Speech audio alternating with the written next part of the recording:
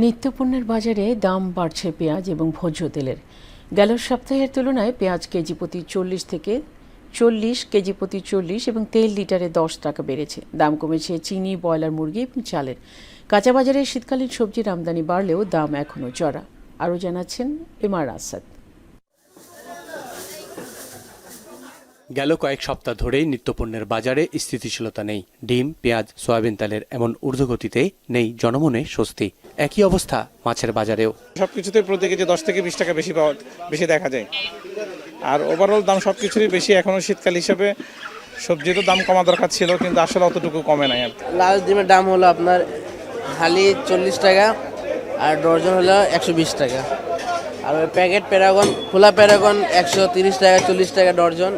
আর প্যাকেটগুলা আপনার যায় 200 টাকা। 4 কেজি মাছ 450 টাকা 60 টাকা। ডিম স্যার দেশি মাছ, রুই মাছ, কাতল মাছ এরকমই 450 60 4 কেজি ওজনের মাছ।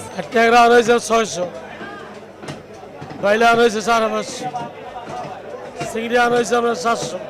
গত সপ্তাহে 100 টাকায় বিক্রি হওয়া পেঁয়াজ এখন 150-র কাছাকাছি।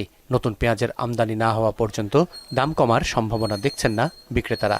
আপনার পেঁয়াজটা একটু দাম বেশি, আর হাইব্রিড পেঁয়াজ আসিল গত সপ্তাহে আসিল 95, 100 এরকম আসিল, 103 টাকা 2 টাকা। পেঁয়াজ আরো দেয় 135 টাকা কেজি। 130 টাকা পাইকারি, 40 টাকা। আমরা 40 ব্যস্ত আছি 100। আর 2 দিন ধরে পেঁয়াজের বাজার দেয় বাড়ছে। এরা নতুন পেঁয়াজ আমদানি হলে তো একটু কম বই। নতুন পেঁয়াজ আইসে তো আজকে দেখলাম।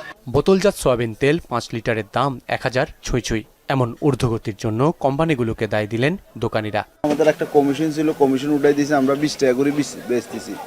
আমার আগের রেটে কিছু মাল আছে, ওগুলো বেচতেছি।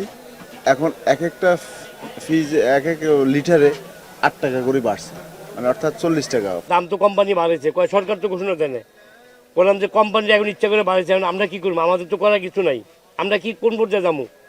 এখন এই কথা কোম্পানিগুলো লাগছি, কোম্পানির কথা করতেছি, কয় ভাই আমাদের করার কিছু দেখেন, গায়ে লেখা আছে বাড়তি রেটে মাল আমরা নিতে হইব।